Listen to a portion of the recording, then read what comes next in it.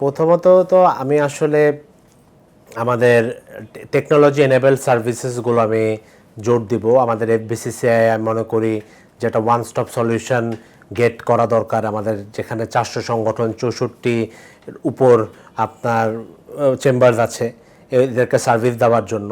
পাশাপাশি আমি করব যে আমাদের যে স্কিল বিল্ডিং বা স্কিল ক্যাপাসিটি বাড়ানো, যেটা আমাদের এখন আসলে মিসিং।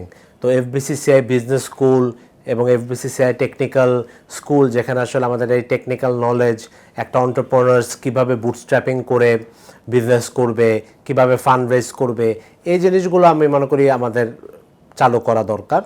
তারপর আমি মনে করি যে আমাদের যে যে ট্রাস্ট সেক্টরগুলো, আমাদের হেলথ সেক্টর, আমাদের কৃষিখাত এবং সামনে আমাদের এলডিসি গ্র্যাজুয়েশন, এইগুলো যে ক্রিটিক্যাল ইস্যুগুলো, এগুলো আমরা অলরেডি অ্যাড্রেস করছি। তখন আসলে গভর্নমেন্টের সাথে আমরা ডিরেক্টলি কাজ করতে পারবো এবং এই ব্যাপারগুলোকে আমরা অ্যাড্রেস করতে পারবো।